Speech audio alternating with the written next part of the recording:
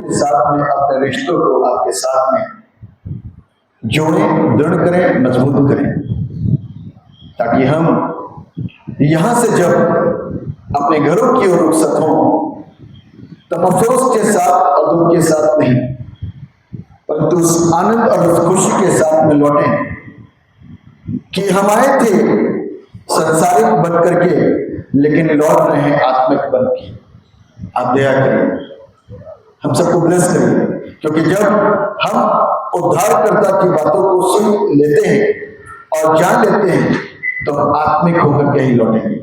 आप दया करिए, ऊपर से सब लोगों के संग और साथ रहिए। मुझे नाचीज को अपने सेवा के लिए इस्तेमाल करिए, ताकि आपके पवित्र वचन की जो पवित्रताई है, उसका जो पवित्र भेद है, उसको प्रभु हम आपके वचन के आईने में रहते हुए प्रभु सीखने पाए, और प्रभु उसकी आशीषों को अपने जीवन के अंदर ग्रहण कर सके और उसकी बातों को गंभीरता से समझे,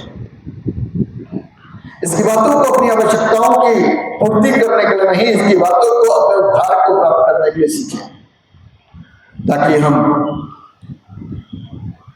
अच्छी बातों को सीखते हुए अच्छे इंसान बन सकें, जिसके लिए परमेश्वर का फेवर हमारी लाइफ के ऊपर और उसकी गवाही मेरी जिंदगी के लिए ये मेरे मन के मुताबिक है। आप दया करेंगे, हम बरकत पाएंगे। सबों को बड़ी बरकत दीजिए। मुझसे लेकर के जितने लोग उपस्थित हैं, सब यीशु आपके नाम के द्वारा आशीष पाए। दुआ अपना उद्धार करने वाले मुक्तिदाता प्रभु यीशु नासरी के नाम में होकर के मांग लेते जैसे सुनिए और कबूल कीजिए। आमीन। जमात करवानी से अपने स्थान पर बैठ जाए। प्रभु यीशु के जीवित, समर्थी और जलाली नाम में आप सबों को जय यीशु मसीह की।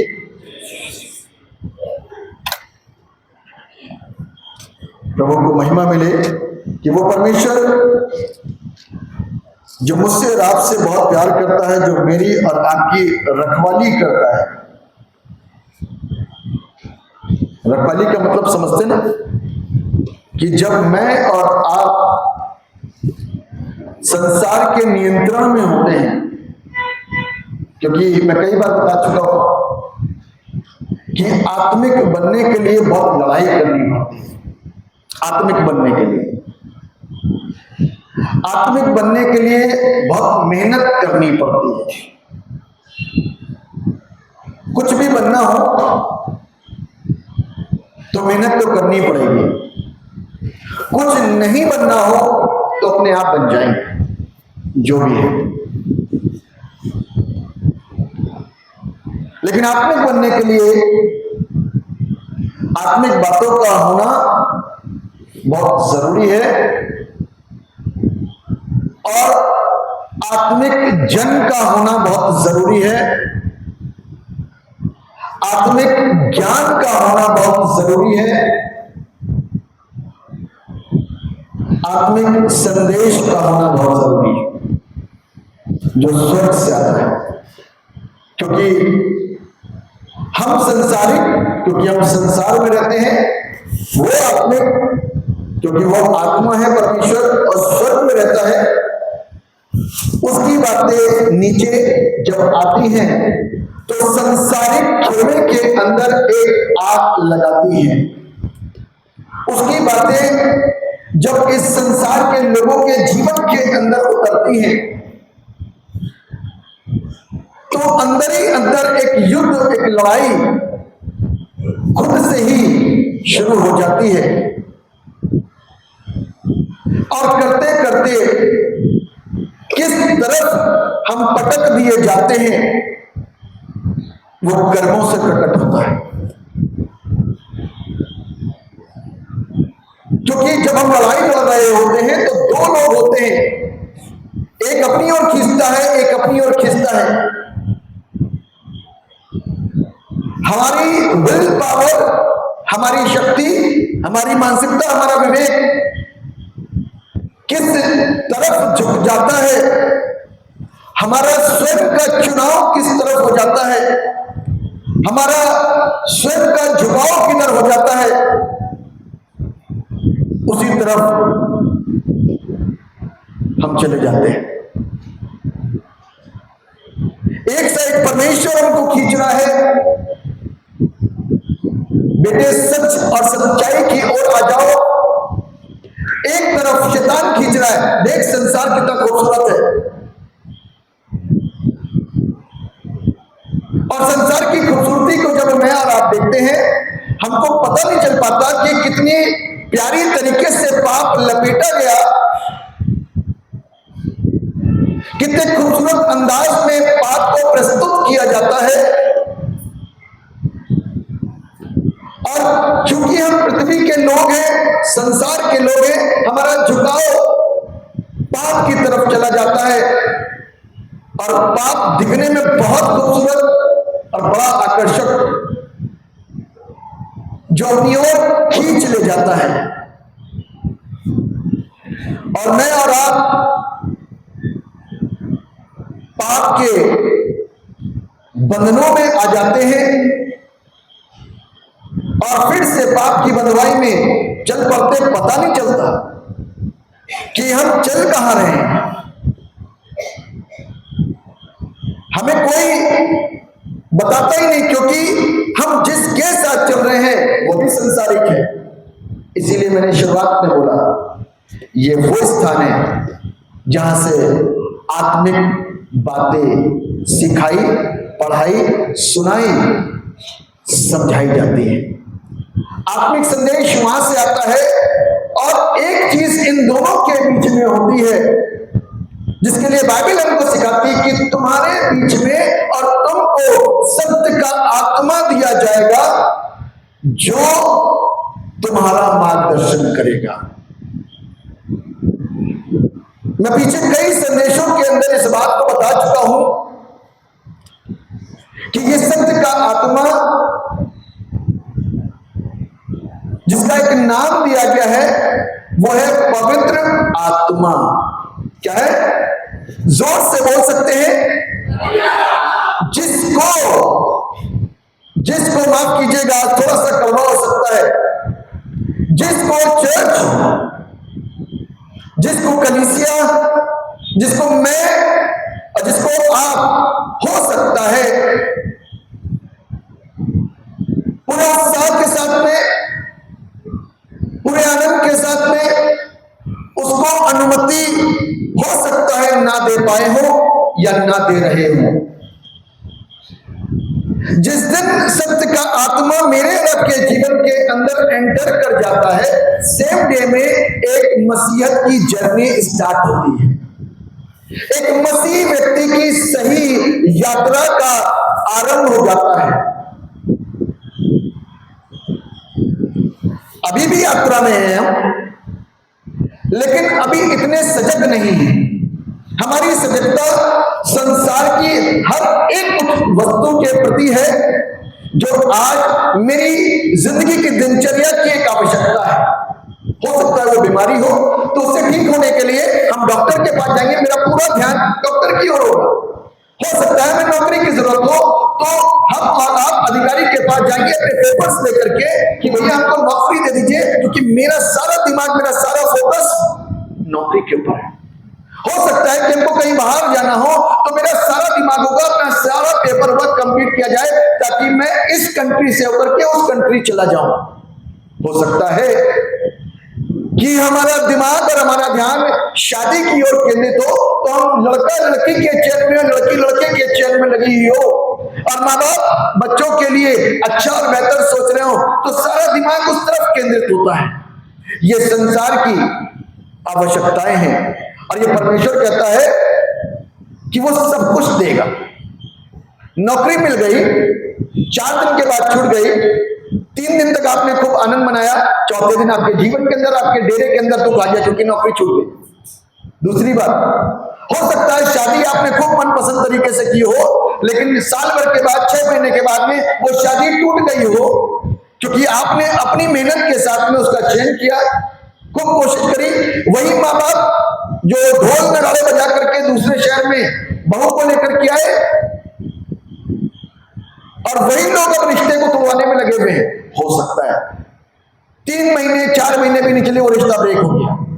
हो सकता है यहां से बाहर गए, बाहर जाने पे कुछ ऐसी बीमारियों में ग्रस्त हो गए कि हो सकता है वहां से यहां वापस आने का मौका ही ना मिले।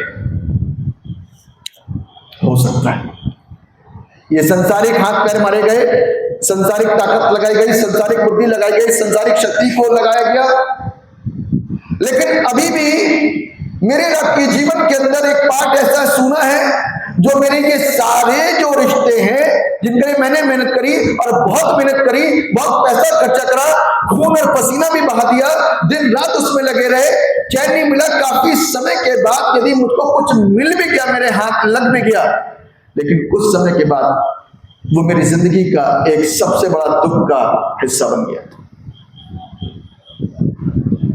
ये दुख सुख में कब और कैसे तब्दील हो सकते हैं? ये दुख मेरे जीवन में ना है ऐसा कैसे हो सकता है? उसका कारण और उसका वजह सिर्फ एक होती है कि जब ये हम उस सुकून देने वाले के हाथों में अपनी जिंदगी को देते और सौंपते हैं, तो मेरी जिंदगी का हर एक अफसोस आनंद में तब्दील होता है। यदि वही समय हम प्रार्थना में लगाएं कि प्रभु मेरे लिए एक अच्छे वर का इंतजाम कर दीजिए, एक अच्छी वधू का इंतजाम कर दीजिए, तो वो इंतजाम वहां से होता है, वो कभी नहीं टूटता। वरना मैं शेयर कर रहा था किसी के साथ में, 95% आज की तारीख में दुनिया का हर एक इंसान कोई ना कोई समस्या के साथ में जूझ रहा है। ये सच्चाइयां हैं। किसी का कोई दर्द है तो किसी का कोई गम है। आज बाइबल हमको कुछ सिखा रही है। ये वो स्थान है जहां पर कुछ सीखने को मिलता है। बाहर यदि जाएंगे ना तो सिर्फ पॉलिटिक्स, कैसे झूठे और तरीकों से हम अंधी कमाई करें, किस तरीके से उसको धोखा दें, किस तरीके से उसके साथ छल करें, किस तरीके से हमें पाप करना, पाप ही करना है। संसार में जाएंगे तो सिर्फ पाप के अलावा कुछ मिलने वाला नहीं है, क्योंकि संसार आपको अच्छी चीज कभी नहीं दे सकता। लेकिन जब हम एक पल के लिए, कुछ समय के लिए, कुछ घंटे के लिए परमेश्वर के भवन में आए हैं, तो अपने माइंड को प्रिपेयर करके आए। प्रभु तेरे भवन में जा रहा हूं, जा रही हूं, मैं चाहता हूं कि वो वक्त मेरे दिमाग का सारा नियंत्रण, मेरे शरीर का सारा नियंत्रण आपके हाथों में। यदि नियंत्रण देकर के आएंगे तो वो नियंत्रण करेगा, वरना मन तो इतना चंचल है कि अभी यहां बैठा है, थोड़ी देर में बाहर चला जाएगा, थोड़ी देर में हो सकता है अपने घर चला जाए, थोड़ी देर में कुछ और सोचने लग जाए। मेरी बातों को लेकर के, सुन करके कुछ चीजें अच्छी लगे, कुछ चीजें बुरी लगे, अब उसी के ऊपर मेरा दिमाग घूमने लग गया, मेरा माइंड घूमने लग गया, और यहां से कनेक्शन कट गया, क्योंकि तो काटने वाले ने कनेक्शन को, उलझाने वाली वस्तुओं को सामने ला करके मेरे साथ में और उस परमेश्वर के वचन और पवित्र आत्मा के साथ उस कनेक्शन को कट कर दिया, वायर को काट दिया, और वो कनेक्टिविटी खत्म हो गई। अब हम अपने आप में उलझे हुए, कहते उलझाने वाली वस्तु जो मुझको उलझा करके रखती है कि हम परमेश्वर के साथ में अपने सटीक रिश्तों को जोड़ ना सके। आज इस विषय के ऊपर मैं मनन करने जा रहा हूं और आपको बताने जा रहा हूं, वो है जो थीम जिसके ऊपर आज हम विशेष मनन करेंगे, वह है the spirit of truth and love is promised to the church. प्रभु यीशु ने वचन दिया कि सत्य और प्रेम का आत्मा कलीसिया को प्राप्त होगा। किसका आत्मा? सत्य और प्रेम। God is love, Jesus is truth। परमेश्वर क्या है? प्रेम। यीशु क्या है? सत्य। उसी प्रेम का सत्य जो इस धरती पर आया। लोगों को सिर्फ इतना ही पता है कि 2000 साल पुराना है जीसस क्राइस्ट, 2000 साल पुराना। किताबों में भी, लोगों के ज्ञानों में भी सब कुछ वही है, लेकिन बाइबल क्या बताती है? यीशु मसीह कौन है? अल्फा और आदि। और इब्रानियों की पुस्तक क्या बताती है? कि उसके बगैर इस सृष्टि का निर्माण नहीं हुआ। क्योंकि बाइबल इस बात को बताती है कि परमेश्वर के मुख से जो वचन निकला, वो वचन कौन है? Jesus Christ. कौन है? आदि में वचन था, वही वचन निकल रहा है। वचन परमेश्वर के साथ था और वचन ही परमेश्वर था। जो देहधारी हुआ, देहधारी कौन हुआ? यीशु मसीह। आपने नाम ले लिया यीशु मसीह, लेकिन देहधारी एक्चुअल में क्या हुआ? वचन। वो वचन जो परमेश्वर के मुख से निकला था आरंभ में, और जब वो निकला ना तो सारी चीजें बनती चली गई। आज जो चीजें मैं और आप देख पा रहे हैं ना, मैंने अपने तरीके से सारी चीजों को प्लांट नहीं किया है, अपनी तरीके से कोई चीज को क्रिएट नहीं किया, ना कर सकते। हम और आप बड़े बड़े दरख्तों को, बड़े बड़े पेड़ों को, पहाड़ों को, पहाड़ियों को, सूरज चांद सितारों को नहीं रच सकते। कितना बड़ा भी साइंस आ जाए, लोग कहते हैं साइंस बहुत बड़ी चीज है, और साइंस को बनाने वाला परमेश्वर है, और उस साइंस की परिपूर्णता परमेश्वर के वचनों के अंदर पाई जाती है। और आज बाइबल हमको इस बात को सिखाती है, the spirit of truth and love is promised to the church. परमेश्वर ने वचन दिया कि सत्य और प्रेम का आत्मा कलीसिया को मिलेगा। वी आर द चर्च, हम कलीसिया हैं। सत्य और प्रेम का आत्मा किसको मिलेगा? चर्च को मिलेगा। और चर्च को क्या चीज ऐसी मिल जाएगी नहीं जो आज से 50 साल पहले, 70 साल पहले, 10 साल पहले, 20 साल पहले नहीं मिली। मालूम समय बाइबल हमारे पास में, लेकिन शायद मैंने और आपने उसके प्रति अपनी आंखों को खोला या ना खोला, या फिर हम जब भी आए तो बड़ी शांति पूर्वक सुना और सुन करके चले गए, या कभी भी पवित्र आत्मा के ऊपर, होली स्पिरिट के ऊपर इतने प्रेशर के साथ नहीं बताया गया कि कितना जरूरी पवित्र आत्मा का मेरे लाइफ के अंदर होना जरूरी है। मैंने आपको शुरुआत में एक बात बोली थी कि जब पवित्र आत्मा मेरे रब की जिंदगी के अंदर आ जाता है, पवित्र आत्मा आती नहीं है। मैंने दोबारा आपको बताया, पहले भी कभी प्रीचिंग करते समय बताया कि लोग अमूमन बोलते हैं पवित्र आत्मा आई। अरे पवित्र आत्मा स्त्रीलिंग नहीं है। पवित्र आत्मा आया, वो परमेश्वर का आत्मा है, स्पिरिट ऑफ गॉड। पवित्र आत्मा आया, जब पवित्र आत्मा आया उसका नाम ही है पवित्र, और उसका काम ही है पवित्र। और वो जो कुछ भी लेकर के आता है अंदर मेरे और आपके, वो सारी चीजें पवित्र। इसीलिए सांसारिकता जो होती है, सांसारिकता के बीच के अंदर जब पवित्र आत्मा का एंटर होता है तो सांसारिकता के खेमे में, अर्थात पाप के खेमे में, अर्थात शैतान के खेमे के अंदर एक बड़ी हड़बड़ी और गड़बड़ी सी हो जाती है। और पवित्र आत्मा की दया से, क्योंकि मनुष्य तैयार है आज पवित्र आत्मा के लिए। यदि मैं तैयार नहीं हूं तो मैं संसारिक काम करूंगा, और यदि मैं तैयार हूं, प्रभु मुझे पवित्र आत्मा का दान चाहिए, यदि मैं तैयार हूं आत्मा में, तो उस वक्त पवित्र आत्मा को जब मैं दरवाजा खोल के अनुमति करूं कि आइए मेरी सहायता करिए। एक तरीके से उदाहरण देता हूं, फर्ज करिए कि मेरा किसी से झगड़ा हो गया और मैं किसी को लेकर के आ रहा हूं, आप आइए और इसको हटाइए। मुझे मालूम है कि ये जो आ रहा है ना, ये इसको हटा देगा जो मुझे लौटने के लिए खड़ा हुआ है, जो मुझे बर्बाद करने के लिए खड़ा हुआ है, जो मुझे नष्ट करने के लिए, जो मुझे घात करने के लिए खड़ा हुआ है। ये बंदा जब आएगा ना तो ये वाला बंदा भागेगा जरूर। तो इस वाले बंदे को मैं कहूँ रुक जाओ, तो ये वाला मेरे ऊपर हमेशा चला रहेगा। लेकिन इस बंदे को जब मैं बोलूंगा आप आओ और इसको भगाओ, जब मैं अनुमति दूंगा, जब मैं और आप पवित्र आत्मा को अपनी लाइफ के अंदर अनुमति देंगे ना, तो शैतान और दुष्ट के काम मेरे रब की जिंदगी से साफ होने शुरू हो जाएंगे। हमें और वहां से मेरी और आपकी एक नई जर्नी स्टार्ट होती है, एक नई शुरुआत होती है। इसीलिए जब वो शुरुआत हो जाती है ना, तो उसके लिए कुछ बातों को मैं आपके साथ में शेयर करूंगा। अब जब वो व्यक्तित्व को मैंने अनुमति दी कि इसको मेरे अंदर से दूर करो, तो अब वो आया, और जब वो मेरे अंदर आया तो वो मुझको बताएगा जब तुम ऐसा करोगे तो ये तुमको छू भी नहीं पाएगा। आमीन। ऐसा करोगे दैट मीन्स कि वो मेरी जिंदगी की दिनचर्या को, काम करने के तौर तरीके को बताएगा कि अब तक जो तुम कर रहे थे इसी की वजह से ये तुम्हारे ऊपर हावी था, लेकिन अब जो मैं तुमको बताऊंगा यदि वो करोगे तो ये तुम्हारे ऊपर कभी भी हावी नहीं हो पाएगा। यानी कि परमेश्वर का आत्मा मेरे और आपके कामों में मुझको अगुवाई देगा। ये बड़ी इंपॉर्टेंट चीज है। और ये काम जो है ना, जब पवित्र आत्मा के द्वारा मेरे और आपके जीवन के अंदर ये वाला हस्तक्षेप होना शुरू होता है, तो हो सकता है कि बहुत लोगों को पसंद आए और हो सकता है बहुत लोगों को पसंद ना आए, तो वो कह देंगे कि हम कर नहीं पा रहे, उस हिसाब से, उस तरीके से हम चल नहीं पा रहे। क्योंकि मालूम है, शैतान मुझको ये हकीकत सुनने से रोकेगा।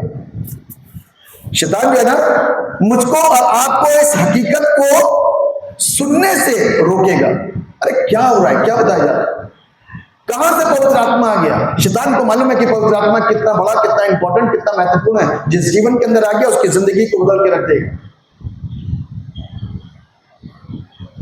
अब पवित्र आत्मा का जब मेरे और आपके अंदर एंट्री हुई, तो पवित्र आत्मा ने मेरे कामों को हर एक चीज के अंदर हस्तक्षेप करना शुरू करा, क्योंकि मैंने अनुमति दी। आप आओ और मुझे सिखाओ, जैसा आप चाहते हो वैसा मुझे सिखाओ, मुझे ABCD सिखाओ। अब इतनी बड़ी उम्र के अंदर कोई इस बात को बोले कि मुझे ABCD सिखाओ, तो बड़ा आश्चर्य सा होगा। अरे जिंदगी जीनी तो आती है हमें, चलना सीख गए, बोलना सीख गए, देखना सीख गए, सुनना सीख गए, जितनी भी संसारिक बातें हैं, छल, धोखा देना, बेईमानी करना, वो सब सीख गए। लेकिन फिर भी हम कह रहे हैं ABCD सिखाओ, क्योंकि वो सारी चीजें आती हैं। लेकिन जब पवित्र आत्मा मुझको अपने अंदाज में और अपने तरीके के अंदर ABCD सिखाएगा, तो मैं और आप पवित्र आत्मा के द्वारा इस जीवन के अंदर पवित्र बातों को लेकर के आएंगे। जब पवित्रता ही मेरे और आपके जीवन के अंदर आ जाएगी, तो मेरे और आपका जो अंदर का कूड़ा करकट है, जो अंदर कूड़ा करकट छुपा हुआ है, बुराई एक कूड़ा और करकट है, जिसके लिए पौलुस इस बात को चिल्ला करके बोलता है कि पहले जो कुछ मैं किया करता था वो सारी बातें कूड़ा और करकट हैं। पहली बातें तो चली गई, अब परमेश्वर का आत्मा मेरे और आपके अंदर काम कर रहा है। इसीलिए उसने अपनी पहली बातों को, इस बात को समझ गया कि वो क्या था, कूड़ा और करकट था। लेकिन आज पवित्रता ही अंदर आ रही है। हमारा आप यहाँ पे इसलिए बैठे हैं क्योंकि पवित्र भवन है। हमारा आप इस जगह इसलिए बैठे हैं ताकि अच्छी बातों को सीखें। हमारा आप यहाँ पर इसलिए आते हैं ताकि मैं और आप उस यीशु को जान सके। मैं और आप इसलिए यहाँ के सदस्य हैं क्योंकि मुझे मालूम है कि वो सच्चा है। आमीन। मेरे और आपकी जिंदगी को बदलने वाला, मेरे और आपके जीवन के अंदर अपने बड़े कामों को करने वाला वही है। हम जानते हैं कि वो सच्चा है, इसलिए दिन प्रतिदिन दुनिया के हर कोनों में, हर चर्चेस के अंदर भीड़ बढ़ रही है। क्यों? क्योंकि सच्चाई का डंका बज चुका है।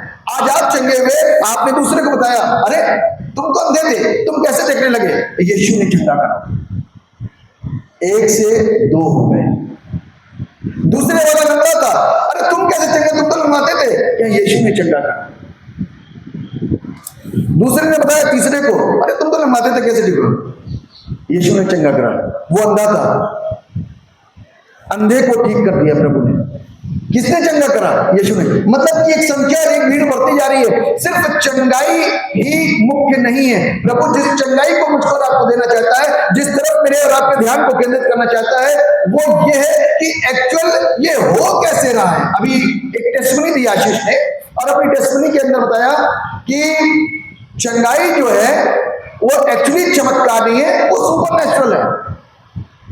यही वर्ड बोले ना कि वो सुपर नेचुरल है। एक्चुअल में संसार के लोगों के लिए वो चमत्कार है और है भी, लेकिन एक्चुअल में वो क्या है? वो सुपर नेचुरल है, जो डॉक्टर के बस की नहीं, जो डॉक्टर के बस की नहीं है, इंसान के बस की नहीं है, हकीम और वैद्य के बस की नहीं है। किसके बस की है? जोर से बोल सकते हैं, यीशु मसीह इस परमेश्वर के बस की है। क्यों? क्योंकि ही इज अ क्रिएटर। उसको मालूम है मेरे लीवर का प्रॉब्लम कौन दूर कर सकता है। डॉक्टर को मालूम नहीं, साइंस अभी वहां तक पहुंचे नहीं है, तो मेरे लीवर को कौन हील करेगा? क्रिएटर को नया लगा दिया उसने यहाँ पे। डॉक्टर चौंक रहे हैं। आप लोगों को अब तक तो आप और हम अवेयर हो चुके हैं, मुझको आपको मालूम है, कई लोगों से हम और आप सुन चुके हैं कि कितने लोगों की रिपोर्टें बदल गई हैं। सुना ना आपने? कितने लोगों की एक हाथ में रिपोर्ट लिए हैं बीमारी की और दूसरे हाथ में कैंसर ठीक हो गया। एक हाथ में लिए रिपोर्ट की ये लंगड़ा कभी ठीक नहीं हो सकता, दूसरे संडे आप उसको चलता हुआ देख रहे हो। क्यों? क्योंकि सुपर नेचुरल कैसे हो रहा है? क्योंकि मैंने और आपने अपने चर्च के अंदर अनुमति दे दी पवित्र आत्मा को काम करने की। आमीन। यदि चर्च के अंदर खामोशी रहेगी, यदि चर्च के अंदर उदासीनता रहेगी, यदि चर्च के अंदर निराशा रहेगी, यदि चर्च के अंदर खामोशी रहेगी, यदि चर्च के अंदर साइलेंस बना रहेगा और पवित्र आत्मा का काम नहीं होगा, तो मैं और आप कभी भी पवित्र आत्मा के चलाए नहीं चल सकते और पवित्र आत्मा के काम चर्च की जिंदगी के अंदर हो नहीं सकते। जब चर्च में काम होगा तभी तो बाहर जाएंगे मैं और आप। जब चर्च के अंदर काम होगा तभी मैं और आप क्या होंगे, बाहर जाएंगे। जब बाहर जाएंगे तो मेरे और आपके जीवन के अंदर गवाहियां होंगी कि मैं चर्च आया तो उससे मेरे सर में दर्द हो रहा था, बहुत दिन से सर का दर्द था, ठीक नहीं होता था, लेकिन चर्च में बैठा बड़ा आराम से ठीक हो गया, वचन सुनते सुनते ही ठीक हो गया, आराधना होते होते ही ठीक हो गया। ये किसने ठीक करा? क्योंकि नए बंदे को तो पता ही नहीं है कि उसकी प्रॉब्लम क्या है, लेकिन हमको मालूम है कि जब हम सच्चाई के साथ में आराधना करेंगे तो पवित्र आत्मा मूव करेगा। क्या होगा? पवित्र आत्मा मूव करेगा। जब पवित्र आत्मा मूव करेगा तो ऑटोमेटिक सारे काम शुरू हो जाएंगे। जो नहीं भी जानता वो भी चंगा हो जाएगा, क्योंकि मेरी वजह से दूसरों को फायदा मिल जाएगा, आपकी वजह से दूसरों को फायदा मिल जाएगा, चर्च की वजह से किसी दूसरे को फायदा मिल जाएगा। क्यों? क्योंकि मैं और आप पवित्र आत्मा के आगोश में हैं, और जब पवित्र आत्मा के आगोश में होकर के सबके लिए प्रार्थना करते हैं तो सबके जीवन के ऊपर असर होता है। इसलिए वो मेरे और आपके कामों में क्या करता है? अगुवाई करता है ना? स्पिरिट एज गाइड, वो मेरी अगुवाई करता है, मेरा मार्गदर्शन करता है, कैसे चलना है वही बताएगा, कैसे चर्च में बैठना है वो बताएगा। मालूम है, पवित्र आत्मा मुझको सादगी सिखाता है। क्या सिखाता है? सादगी, कि परमेश्वर के भवन में सादगी के साथ में आओ और भरपूरी के साथ में लेकर के जाओ। खाली हाथ आओ और भर करके लेके जाओ। क्या भरता वो हमारे अंदर? अपना ज्ञान। सब कुछ है यहाँ पर, सब कुछ है, बस आंखें खुलने की देरी है। क्या है? आंखें खुलने की देरी। जिस दिन आंखें खुली तो उस दिन ये हाथ जोड़ना शुरू कर देगा, उस दिन आंखें गलत तरफ नहीं जाएंगी, आंखें सही देखना शुरू करेंगी। ये ब्रेन के अंदर जो षड्यंत्र हमेशा रचे जाते थे, ये ब्रेन ठीक हो जाएगा। ये पैर जो गलत जगहों पर जाया करते थे, ये पैर रुक करके परमेश्वर के भवन में आएंगे, सारा सिस्टम ठीक हो जाएगा। यही है उसका मार्गदर्शन। चर्च के अंदर हमको क्या वस्त्र धारण करने हैं और क्या वस्त्र धारण नहीं करने हैं, ये भी बड़ा इंपॉर्टेंट है। ये चीज से आज चर्च बड़ा अनजान है, माफ कीजिएगा युवाओं। कुछ भी पहन करके आप चर्च के अंदर एंटर नहीं कर सकते, कुछ भी पहन करके। वल्गरिटी की ड्रेस पहन करके आप परमेश्वर के भवन में नहीं आ सकते। This is wrong. कोई नहीं सिखाएगा, इतना बोलेगा भी नहीं, कहीं चर्च आना ना छोड़ दे। क्या परमेश्वर का आत्मा भी नहीं सिखाएगा? स्वर्ग में पहुंचेंगे हम ऐसे? तो इसलिए वे ऑफ ड्रेसिंग बहुत इंपॉर्टेंट है चर्च के अंदर। ये प्लेस किस चीज के लिए? वर्शिप के लिए। It's a place of worship. और मैं आपको बता रहा हूं, जिस दिन आपके और मेरे अंदर पवित्र आत्मा काम करेगा, उस दिन चर्च के संसार के अंदर भी हम बेस्ट ड्रेस पहन करके घूमेंगे। हमारा तन ढका हुआ होना चाहिए। ये गाइड करने वाला सिखा रहा है हमको, कोई नहीं सिखाएगा संसार का। माँ बाप भी हो सकता है कि आपके प्रेशर के ऊपर अरे कैसी बात कर दी, हो सकता है माँ बाप भी ना बोल पाए, लेकिन आजादी का आत्मा मुझको और आपको सारी चीजें सिखा देगा। वो आपको बोलेगा जरूर गलत कर रहे हो, ध्यान से सीख लो। परमेश्वर का आत्मा मुझको आपको बताएगा कि नशों के साथ में चर्च के अंदर एंट्री मत करना, गलत है। तो इसका मतलब पाकिज़गी को हम और आप खो रहे हैं, हम और आप गंदा कर रहे हैं, और इसको पवित्र कहते हैं। मैंने ऐसी जगहों को भी देखा है जहां पर क्या होता है, चर्च के लोग कुछ भी करके चर्च के अंदर आए, लेकिन बाहर का लोग आएगा हो नशा करके आएगा, उसको रोको वहां से, डांटो उसको। अरे वो तो पहली बार आया है। जब उसको मैं और आप सिखाएंगे चर्च नशा करके आने का स्थान नहीं है भैया, उसको सिखाओ यहां बैठा करके। खुद हम उसी हालत में, लेकिन उसको सिखाने के लिए हमारी उंगली उड़ गई। इसलिए बाइबल कहती है जिसने पाप ना किया हो पहला पत्थर मार दे। मालूम है ये वो मार्ग है, ये वो गाइडेंस है जो पवित्र आत्मा सिखाता है। कोई नहीं सिखाएगा, संसार नहीं सिखाएगा। कुछ भी पहन, कुछ भी नशा कर लो, कोई दिक्कत नहीं, सिर्फ पवित्र आत्मा सिखाएगा। इस पवित्र आत्मा को चर्च के अंदर अनुमति क्यों नहीं दी जाती? क्यों? क्योंकि वो कड़वा है, वो कड़वा है, वो मुझसे अलग कर रहा है, मेरी खुशियों को, मेरी आजादी को छीन रहा है। और इसीलिए गलातियों की पुस्तक के अंदर लिखा है तुम्हारी स्वतंत्रता इसलिए ताकि तुम स्वतंत्रता को जान सको। वो वाली स्वतंत्रता, प्रचार करने में स्वतंत्रता, सिखाने में स्वतंत्रता, बताने में स्वतंत्रता। अपनी स्वतंत्रता को गलत काम करने के लिए इस्तेमाल मत करना। बाइबल कह रही है, ये मैं नहीं कह रहा, ये बाइबल कह रही है। इसीलिए कहती है the spirit of truth and love is promised to the church. प्रभु यीशु मसीह ने वायदा किया, वाचा बांधी कि सत्य और प्रेम का आत्मा कलीसिया को प्राप्त होगा। जिस दिन सत्य का आत्मा मेरे आपके अंदर आ गया तो मैं और आप अपने आप को शिक्षित करेंगे, मैं और आप दूसरों को भी शिक्षित कर सकते हैं। तरीका होगा उसका सिखाने का। चर्च के बड़े लोग, चर्च के बुजुर्ग लोग, चर्च के जवान लोग, चर्च की महिलाएं, चर्च के पुरुष सिखाएं बेटे को बड़े प्यार से, डांट करके नहीं, उसका भी तरीका होगा। बड़े प्यार से, बेटा आज बहुत अच्छा लग रहा है, लेकिन ये परमेश्वर का भवन है, सीख जाए। जब आप आत्मा से भरे हुए हो और किसी को लेकर के जा रहे हो, प्यार से सिखा रहे हो, सीख जाए, देने लगेगी। For what we are here, किस लिए हम यहां पर हैं? फॉर वर्शिप, तो वर्शिप में अपने आप को शुद्धता के साथ में प्रस्तुत करें।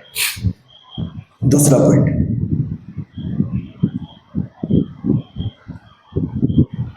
Spirit is humbling experience. आत्मा एक विनम्रता का अनुभव है। मैंने आपको बताया ना, जब आप विनम्र होकर के लोगों को सिखाना शुरू करोगे ना, दया के भाव में, प्यार के भाव में, क्योंकि ये समन्वय है, ये एक दूसरे का विलय है, यानी कि प्रेम और सत्य एक दूसरे के साथ में। जैसे पिता और पुत्र एक दूसरे से अलग नहीं हो सकते। ये यूहन्ना रचित सुसमाचार उसके 7वें में लिखा है, जैसे पिता और पुत्र एक दूसरे के साथ में है, वैसे ही प्रेम और सत्य दोनों एक दूसरे के साथ में है। और जब दोनों एक दूसरे के साथ में मिलकर के चर्च के अंदर काम करते हैं, प्रेम के साथ में सत्य को बताते हैं, विनम्रता के भाव होते हुए, तो दूसरा बंदा, चर्च का जवान, युवा, बुजुर्ग सब सीखने लग जाते हैं। और चर्च कैसा हो जाता है? आत्मिक। आमीन। मालूम है जब जॉन द बैप्टिस्ट ने बोला हे सांप के बच्चों, किसको बोला था? हैं? लोग आ रहे थे जीवन पाने के लिए, वी वांट बैप्टिज्म, दे दो पादी साहब। तो पादी साहब ने क्या बोला? हे सांप के बच्चों। सांप के बच्चों क्यों बोला उसने? क्योंकि सांप जानवरों में सबसे धूर्त है, और जब सांप दिखता है ना तो हमको शैतान याद आता है। तो क्या बोला उसने? हे सांप के बच्चों, तुम्हें किसने चिता दिया कि आने वाले प्रकोप से बचो या भागो? कि प्लीज, हमने अपना मन फिरा लिया है, पवित्र आत्मा मेरे लाइफ के अंदर काम करने लगा है, मेरे दिमाग की बत्ती जल गई है ना, और हम समझ गए कि हमारे लिए बपतिस्मा बहुत जरूरी है। हम समझ गए कि पवित्र आत्मा हमारी चर्च के लिए और हमारे लिए बहुत जरूरी है। चर्च का मतलब बिल्डिंग से नहीं है, चर्च का मतलब इतनी भीड़ से नहीं है, चर्च का मतलब सिंगल पर्सन से है। एक कोने का सिरा, पहली ईंट सबसे कोने में लगती है ना, और वो क्या होता है? पूरी बिल्डिंग का आधार होता है। सबसे नीचे वाले के ऊपर क्या होता है? प्रेशर होता है, और उसी को क्या करते हैं लोग? पादी साहब आ जाइए, नींव डल रही है। कोने का सिरा सही होना चाहिए, नींव सही होनी चाहिए, बाकी तो सारा काम हम देख लेंगे, है ना। तो उसको दुआ करवाते हैं। तो इसलिए आज हर एक व्यक्तिगत जीवन जो चर्च है वो यदि सही हो जाए, मैं यदि सही हो जाऊंगा, तो पूरा चर्च एक्टिव मोड पे आ जाएगा। और जब फिर वो आराधना करेगा ना, तो मुंह के शब्दों को चुन करके लाने की जरूरत नहीं पड़ेगी। आराधना करते समय चुनना नहीं पड़ेगा, पवित्र आत्मा गाइड करेगा। आमीन। आराधना करने के लिए हमारा आप रुक नहीं पाएंगे, सोचना नहीं पड़ेगा अरे कहां क्या करना है, ओ मूवमेंट होता चला जाएगा अपने आप ही, और पूरी चर्च उसका आनंद उठा रहा होगा पवित्र आत्मा से भर के। हम्बल तरीके से आज मुझे और आपको परमेश्वर के वचन को ध्यान पूर्वक सुनना है। हम सही नहीं है तो हम किसी के ऊपर उंगली नहीं उठा सकते, पहले हम सही हो जाए। आज परमेश्वर के कितने खादिम लोग परमेश्वर के वचन को सुना रहे हैं। यदि वो सुना रहे हैं खड़े होकर के कि हजारों लाखों उनके जीवन के द्वारा, उनकी प्रार्थनाओं के द्वारा, वचन के द्वारा अपने जीवनों को बदल रहे हैं, हो सकता है कि 70% लोग चंगाई के लिए आ रहे हैं, लेकिन 30% वचन के लिए आ रहे हैं। इतने में ही काम हो जाएगा। 30% एक बड़ी ताकत है। 100 में से 30 लोग परमेश्वर के वचन को बांट रहे हैं और परमेश्वर के वचन को सुनने के लिए 30 लोगों के जीवन के अंदर यदि वचन आ गया तो सोचो जब 30 लोग बहुगुणक होंगे तो कैसा बड़ा धमाका होगा, कैसा बड़ा धमाका होगा। कितने में जाकर के जब वो फैलेंगे ना तो कितने लोगों को उस सच्चे वचन को, जो संसार के अंदर सिर्फ वचन का ही अभाव है, और बाइबल इस बात को कहती है वचन के, यानी कि मेरी प्रजा ज्ञान न होने की वजह से नाश हुई है। और यदि ये सच्चा ज्ञान लोगों के बीच में चला गया, ये सच्चा वचन लोगों के बीच में चला गया तो प्रजा बचनी शुरू हो जाएगी। आमीन। आज हर संडे लोग दूर से दूर तक, जिस दिन यहां पर सुपर नेचुरल वर्क होते हुए दिखाई दे गए, जिस दिन इस चर्च के अंदर सुपर नेचुरल काम होने शुरू हो गए, तो आपको मालूम है आपको कुछ करने की जरूरत नहीं पड़ेगी। आप इस चर्च को इस कदर पैक देखोगे, फिर कुछ समय के बाद में आप ये बात करने सोचोगे कि चर्च को कैसे बढ़ाया जाए। आपको करने की कुछ नहीं जरूरत पड़ेगी, अपने आप होगा, क्योंकि this is the work of Holi spirit. बस काम इतना करना है कि जो हो और जितने हो सच्चाई के साथ में आगे बढ़ो। बस सत्य का आत्मा तुम्हें गाइड करेगा। किस तरीके से हमें हम्बल होकर के परमेश्वर की सेवकाई को आगे लेकर के चलना है, उसको बढ़ाना है, वो काम करना शुरू करो। परमेश्वर सारी चीजें सही करते। Third point, spirit as encouragement. आत्मा एक प्रोत्साहन है। क्या है? प्रोत्साहन, प्रोत्साहित करता है, इनकरेज करता है, बढ़ो आगे। युवाओं के अंदर एक बार वो वाला आत्मा काम कर गया जो हमको उत्साहित करता है, तो कितने लोगों को ये बचा लेंगे आपको मालूम। फिर सुस्ती काम नहीं करेगी, फिर तो वो काम करे, भाई इधर आ, यीशु को जानता है, बहन इधर आ, यीशु को जानती है। मौका नहीं चूकेंगे उसको सिखाने में। एक आत्मा काम करेगा। ये आत्मा जब काम करेगा ना तो मैं और आप ठंडे रह ही नहीं सकते, जलते रहेंगे, बताते रहेंगे। क्यों? क्योंकि परमेश्वर का आत्मा ही ऐसा, सुस्ती का आत्मा नहीं है। कैसा आत्मा है? सामर्थ का। वो सुस्ती नहीं फैलाता, वो सामर्थ देता है। इसीलिए मुझको और आपको इस बात को समझने की जरूरत है कि जब परमेश्वर का आत्मा आएगा तो सबसे पहले टक्कर मालूम क्या मारेगा? ओ भैया, यू आर अ सिनर, तुम पापी हो, पाप दो पहले, है ना? तो क्या करेगा? मेरे और आपके अंदर जब पाप निकल जाएगा ना तो मेरी संसारिक जुबान हट जाएगी, आत्मिक जुबान आ जाएगी। संसारिक काम हट जाएंगे, आत्मिक काम आ जाएंगे। संसारिक सोच हट जाएगी, आत्मिक सोच आ जाएगी। ये कब होगा? जब पवित्र आत्मा मुझको और आपको इस बात पे कायल करेगा कि हम पापी। तो सबसे पहला काम होता है रिपेंटेंस। क्या करना? क्या करना? पश्चाताप करना। किस चीज से? अपने गुनाहों से। बहुत जरूरी है पश्चाताप करना। उसको बाईपास नहीं किया जा सकता। उसको स्पेशल तौर पे याद किया जाएगा। ये पाप करते हैं। और जब उस पाप को मान लेंगे कि ये पाप हम करते हैं और उस पाप को छोड़ने की बात करेंगे कि हम इस पाप को छोड़ना चाहते हैं, तब पवित्र आत्मा मेरे और आपका मानते शुद्ध करेगा। आओ और ये पाप हटाओ। ये पाप बार बार मेरे ऊपर प्रबल होते हैं, है ना, शुद्धता चाहिए ना, तो ये पाप के हम गुलाम ना रहें। क्योंकि नशा करना, बुरी बातें सोचना, षड्यंत्र करना, विचार करना, तो हम क्या हैं? हम इस प्रकार के पाप के गुलाम हैं। मैं किसी से बात कर रहा था आज की तारीख में, दो पाप ज्यादा प्रबल रूप में काम कर रहे हैं, दो प्रकार के पाप, पैसा और व्यभिचार। पता ना आपको? पैसा और व्यभिचार, ये दो प्रकार के पाप इतने ज्यादा तेजी के साथ में और इतनी रफ्तार के साथ में युवाओं की जिंदगी को छू रहे हैं कि युवाओं को पता नहीं चल रहा कि वो किस कदर उस पाप के आगोश में आ गए। पैसा कमाना गलत तरीके से, आज मोबाइल में किस तरीके से पैसा कमाया जा रहा है, कमाना कहां कहां पैसे लगाए जाते हैं और लोग कर्जों में आ जाते हैं। आते कि नहीं आते? अरे बाइबल कहती है जो तुम्हारी कमाई है उसके ऊपर संतुष्टि रखो, प्रभु उसमें बरकत देगा। और दूसरा पाप व्यभिचार,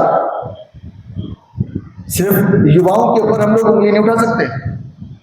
आज की तारीख में मोबाइल एक ऐसा यंत्र हो गया है कि जिसमें क्या बूढ़े, क्या बच्चे, क्या जवान, क्या विवाहित, क्या अविवाहित, क्या लड़का, क्या लड़की, सब लगे पड़े छुपाए रहते हैं। लॉक इतने ज्यादा लग गए कि हर चीज के ऊपर लॉक है, जहां लॉक है वहीं पर समझ लीजिए कुछ गड़बड़ी है ना? जितने ज्यादा लॉक उतनी ज्यादा गड़बड़ी। ध्यान रखिएगा, छुपा छुपा करके खेल हो रहा है और सबको पता है, माँ बाप को भी पता है, बुजुर्गों को भी पता है, बड़ों को भी पता है, लेकिन वो छुपाया गया पाप है। कैसे बच सकते हैं इससे? अपने आप को बचाएं, क्योंकि सत्य का आत्मा सत्य खोलेगा, वो सत्य खोलेगा। वो छिपी बातें नहीं रखता, रखे रहो दबा करके, कोई नहीं पूछेगा। रिश्वत नहीं चलेगी वहां पर। पवित्र आत्मा की रिश्वत ले लो, हमारा ये पाप किसी को पता ना चलने पाए, करता रहूं मैं ये पाप, गलत है। ये वचन आज मेरे और आपके जीवन के लिए, चर्च के लिए, बाइबल इस बात बताती है कि चर्च में ये पाप काम कर रहा है, कोई कहे या ना कहे।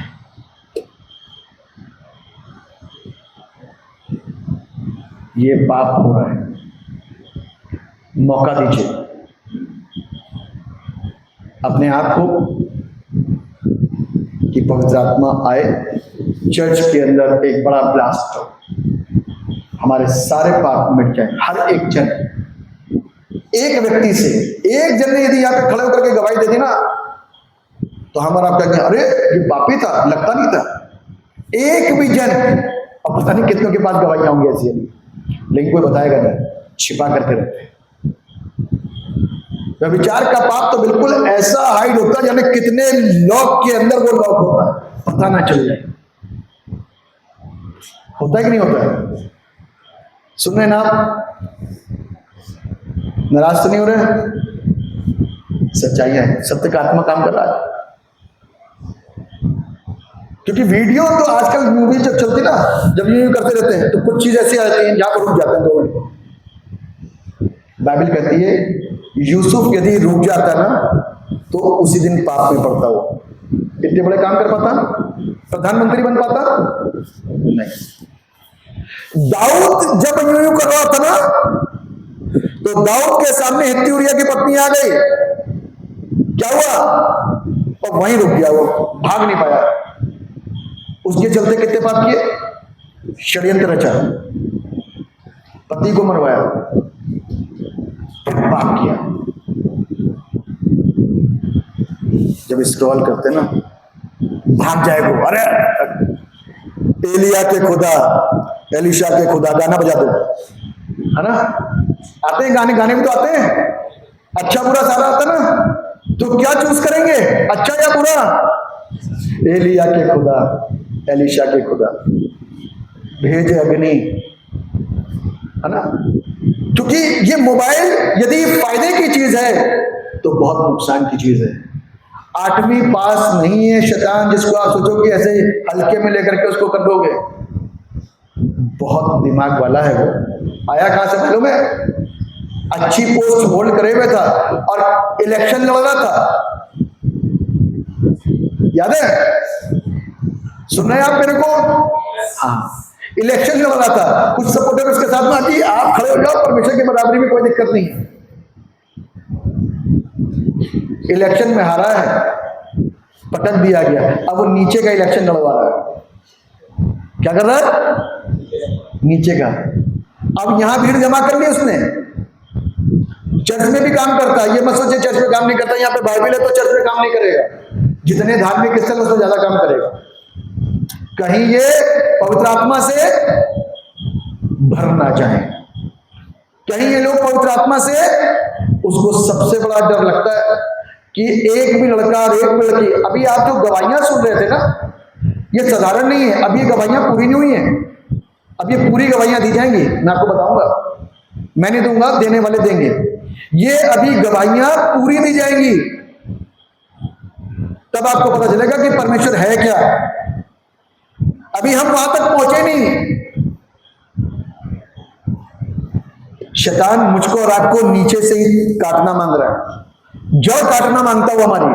ध्यान रखना कि अपनी जड़ ना कटने देना।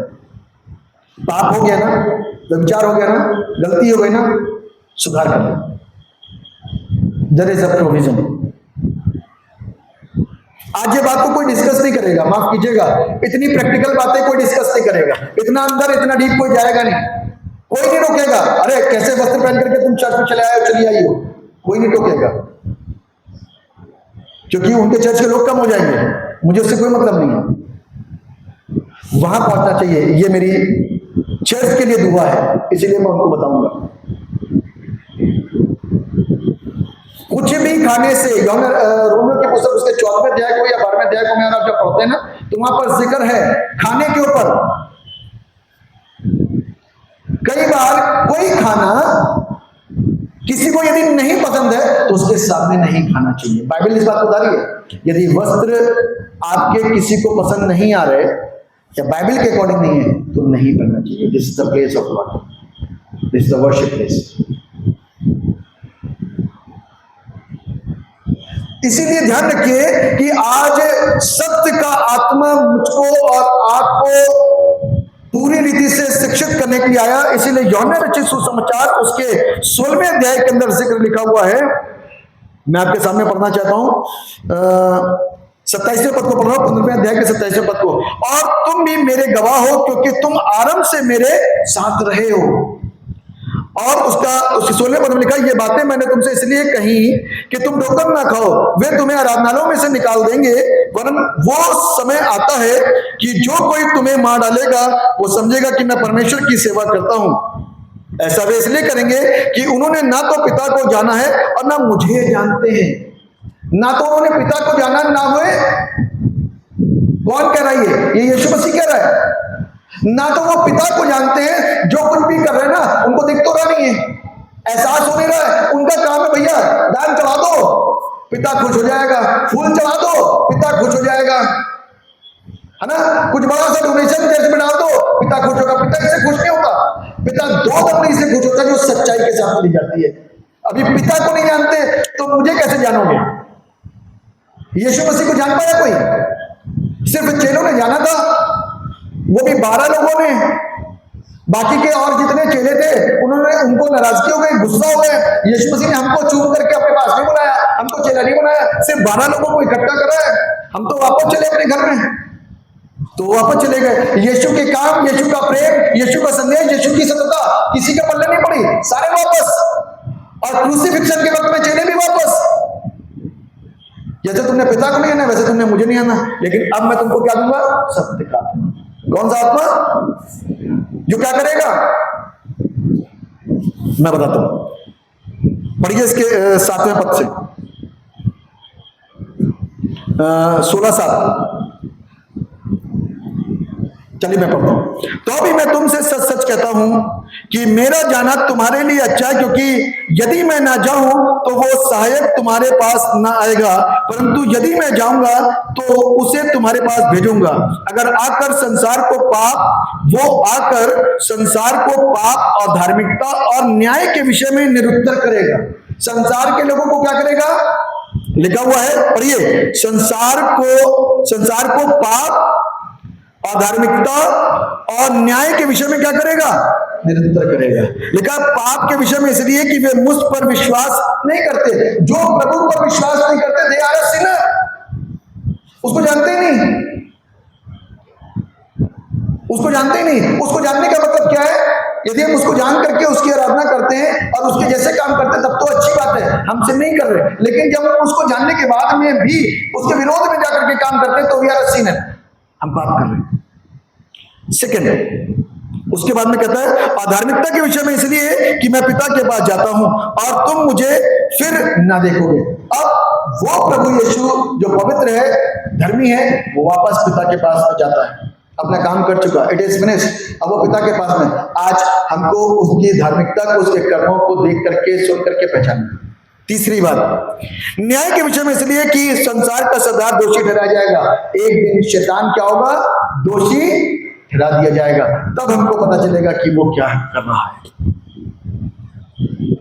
इसलिए मैं प्रिय, आज हमको और आपको परमेश्वर के वचन के द्वारा इस चीज को सीखना है और इस चीज को समझना है, ताकि हम परमेश्वर के बताए हुए मार्ग पर ईमानदारी के साथ में चल सकें।